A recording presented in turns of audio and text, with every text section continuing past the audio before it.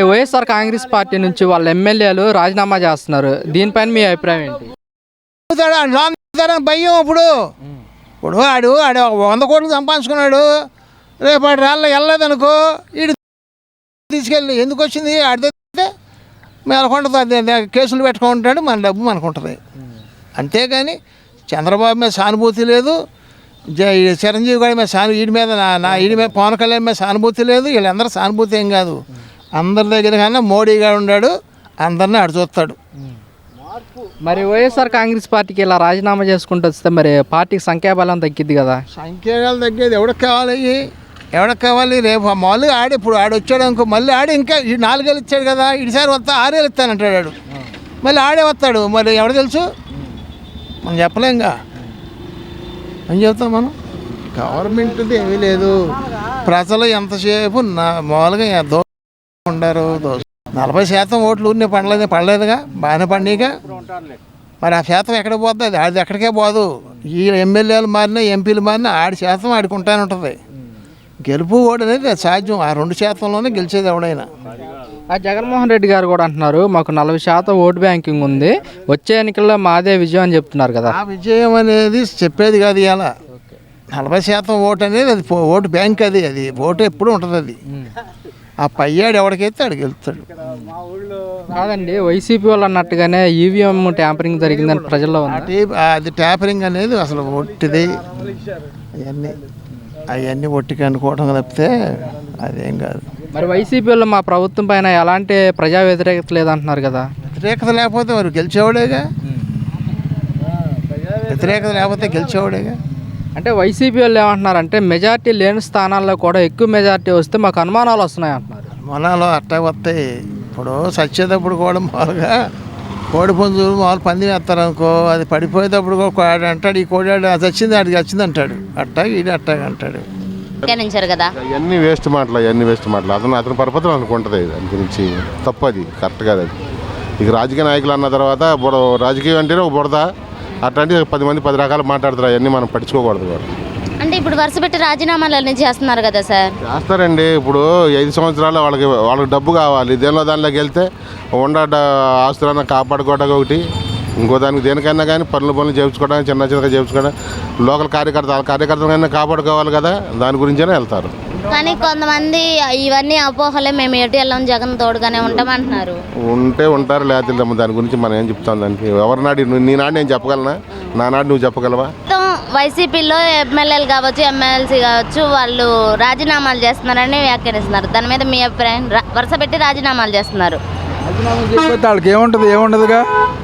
వాళ్ళ నెవుళ్ళు పలకరించేవాళ్ళు లేక రాజీనామా చేస్తున్నారు. మరి గవర్నమెంట్ అధికారంలో ఉందో ఎటుంటే అటు వెళ్ళిపోతారు ఎవరైనా అంతే. కానీ అలాంటి ఏం లేవు, మేము జగన్ తరపునే ఉంటామని వైసీపీ వాళ్ళు అంటున్నారు కదా. జగన్ తరపునే ఏముండదు. జగన్కే గతి ఉండదు ఇక్కడ రేపటి నుంచి. ఆడనే లోన పడదు. ఆడికి రోజుల దగ్గరికి వచ్చినాయి. ఇంకేం చేస్తారు? అంటే టీడీపీలోకి వెళ్ళే అవకాశం ఉందంటారా ఇట్లా ఎమ్మెల్యేలు కానీ వీళ్ళందరూ? టీడీపీలోకి రాకపోయినా ఏమి ఇబ్బంది ఏమీ లేదు. టీడీపీ వాళ్ళకేమి ఇబ్బంది లేదు. వస్తే ఉపయోగం ఉంటుంది. వాళ్ళ మంచి కోసం రావాల్సిందే. టీడీపీ వాళ్ళకి ఏం అవసరం ఏమి లేదుగా. అంటే వైఎస్ఆర్ కుటుంబాన్ని వదిలేసి అటు రాజీనామాలు చేసే అవకాశం ఉందంటారా ఎమ్మెల్యే వాళ్ళు? కానీ అందరూ వచ్చేస్తున్నారు వరుస పెట్టి. ఆ ఎమ్మెల్యేలు అందరూ వస్తున్నారు. ఇంకెవడు ఉంటాడు ఆడి తరపునాడు? చివరికి ఒక్కడే మిగులుతాడు ఇక. అంటే గంటా శ్రీనివాసరావు గారు కూడా జగన్ ఒక్కడే మిగులుతాడు, వైసీపీ అంతా ఖాళీ అవుతుందని అంటున్నారు. నిజమే. అందరూ రోజు టీవీలు మోగుతున్నాయి. ఇక రాజీనామా చేస్తున్నారు ఎమ్మెల్యేలని. ఇప్పుడు వైసీపీ మాజీ మంత్రి ఎవరైతే ఉన్నారో కాకాని గారు, ఆయన వచ్చేసి వైసీపీ పార్టీని భూస్థాపితం చేయాలని కుట్రపు చేస్తున్నారు, ఈ విధంగా ఎంపీలని వీళ్ళని కొంటున్నారు అని అంటున్నారు. అది నిజమేనంటారా? కొంటమేమీ లేదు, వాళ్ళే వచ్చేస్తున్నారు. ఏం కొంటారు కొనుక్కోకుండానే? అంటే జగన్ నాయకత్వాన్ని నాశనం చేయాలని వైసీపీని ఈ విధంగా నాశనం అయిపోయింది. ఇంకా నాశనం చేసేది ఏమంది? ఇంక ఎవడుంటాడు? ఆడు అమ్మటే ఎవడుంటాడు? ఈ 5 సంవత్సరాలకి ఎవడు ఉండడు. చివరికి ఆడు ఒక్కడే మిగులుతాడు. ఆడిని కూడా లోనపడి దింగుతారు. ఎత్తుకులాడుతున్నారు. ఆడికి దగ్గరికి వచ్చింది టైం. జగన్కి కూడా. ఇప్పుడు కాకాని గారు ఇట్లాగా వ్యాఖ్యానించారు కదా సార్, అది నిజం కాదంటారా? నిజం కాదు, అవన్నీ ఒట్టిపాటలేదు. కేవలం వైసీపీ మీద ఈ విధంగా కుట్రలు చేస్తున్నారు అంటున్నారు ఆయన, నిజమేనా? వైసీపీ మీద కుట్ర చేయాల్సినంత అవసరం ఏముంది ఇంకేళ్ళకి? వాళ్ళు వచ్చినా ఒకటే, రాపోయినా ఒకటే. వీళ్ళకి కావాల్సినంత 160 మంది జనం ఉండారు, వీళ్ళకి ఎమ్మెల్యేలు ఉండారు, వీళ్ళకి ఏం కావాలి? వరుస పెట్టి రాజీనామాలు అనేవి జరుగుతున్నాయి కదా, దాని మీద మీ అభిప్రాయం? రాజీనామా అలాంటి ఉన్నా లేకపోయినా ఒకటే అని రాజీనామా చేస్తాం, కానీ ఆయన ఏ రాజీనామా చేయలేదు. 11 మంది అలాగే ఉన్నారుగా, 11 మందికి వెళ్తే 11 మంది అలాగే ఉన్నారు, ఎవరు చేయలే. అంటే చేస్తున్నారని టీడీపీ వ్యక్తులు వ్యాఖ్యానిస్తున్నారు కదా. కానీ వాళ్ళు ఉన్నా లేకపోయినా గవర్నమెంట్ ట్రెజరీలో డబ్బు లేదు, అప్పులు 16 లక్షల రూపాయలు కొట్టలేదు, అప్పు అయిపోయింది అన్నారుగా. అయినప్పుడు కూడా ముసలాళ్ళకి పెన్షన్ కానీ మామూలు పథకాలు కానీ 3,000 4,000 జీతాలు ఇస్తా అని, ఏదో అన్ఎంప్లాయిడ్కి 3,000 ఇస్తా అని చేస్తున్నారు కదా, నిమ్మలం చేస్తారు. అంటే కేవలం పెన్షన్ ఒక్కటే నెరవేర్చారు, మిగిలిన ఏం పట్టించుకోవట్లేదని అంటున్నారు కదా సార్. అసలు మా 2 నెలలుగా అయింది వచ్చి నిమ్మలం చేస్తారు. ఒకసారి చేయాలంటే వాళ్ళకి కొంచెం ఎస్టిమేషన్ ఉంటుంది కదా, ఎస్టిమేషన్ ప్రకారం వేసుకుని ప్లాన్ ప్రకారం చేసుకోవాలి. ఇప్పుడు ట్రెజరీలో డబ్బులు లేదు కాబట్టి ఇప్పుడు చేసేయాలంటే ఎన్ని ఉంటాయి వాళ్ళకి, వాళ్ళు ఉంటాయి కదా. గవర్నమెంట్ కూడా బోల్డెన్ ఖర్చులు, బోల్డెన్ ఇబ్బందులు ఉంటాయి. ఆ ఇబ్బందులను చూసుకుని, ఆ ఖర్చులను చూసుకుని నిమ్మలంగా ఈ నెల, వచ్చే నెల, పై నెల 1 ఇయర్ లోపల నిమ్మలం చేస్తారు.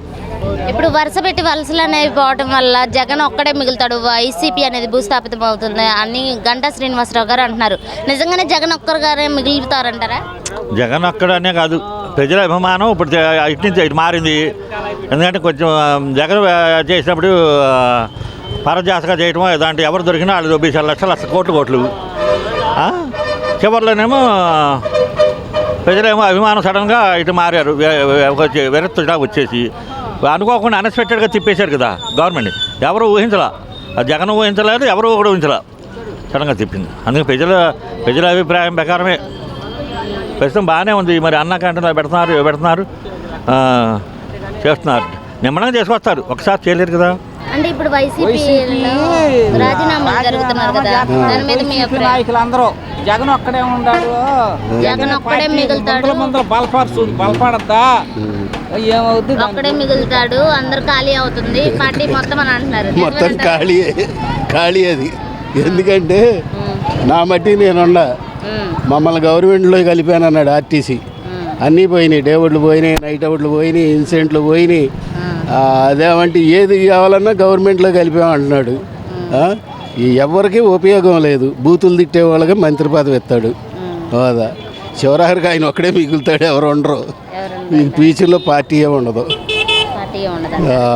మర్చిపోరు. చంద్రబాబు గారు జగన్ కేవలం ఎమ్మెల్యేకి కూడా పనికిరాడు అని అంటున్నారు, దాని మీద మీ అభిప్రాయం? ఆయన దేని పనికి వచ్చి సుఖమే ఉంది. ఆయన ఎమ్మెల్యేకి కూడా ఆయన ఒక్కడు మిగిలి ఎమ్మెల్యే గెలిచి ఏం చేస్తాడు?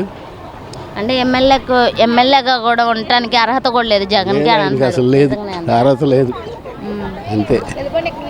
ఎవరికి మంచి జరగలేదమ్మా. బూతులు తిట్టే వాళ్ళకున్నా ఇది చేసే వాళ్ళకి మంచి జరిగిద్ది ఆ పార్టీ వ్యక్తి, అంతే. అంటే ఇప్పుడు జగన్ గారు ప్రజల్లోకి రావాలని కొంతమంది వైసీపీ కార్యకర్తలు కానీ వాళ్ళు కానీ కోరుకుంటున్నారు కదా సార్, వచ్చే అవకాశం ఉందంటారా? ఏం వచ్చినా జనాలు నమ్మరు. ఒకసారి అన్నాడు, ఒకసారి చూశారు, అంతే. ఒకసారి అన్నాడు, ఒకసారి చూశాడు, ఇక అంతే. ఇప్పుడు ఆ గవర్నమెంట్లో ఇలా మాట్లాడితే ఈ పార్టీ నేను ఇంటికి వెళ్ళే లోపు వచ్చేసేవాళ్ళు పోలీసులు వచ్చేసి ఎవడిని లోపలేసి అరికాళ్ళు కొట్టేవాళ్ళు. అది కానీ ఈ గవర్నమెంట్లోనే కక్షపూరిత చర్యలు జరుగుతున్నాయి అని కూడా జరగట్లా. వీళ్ళు చేసిన ఈయనకి మరి ప్రజలు గొప్ప చెప్పాలిగా. ఎక్కడికక్కడ కబ్జాలు, ఇది బూతులు తిట్టిన వాళ్ళకి పదవులు ఇవి, అది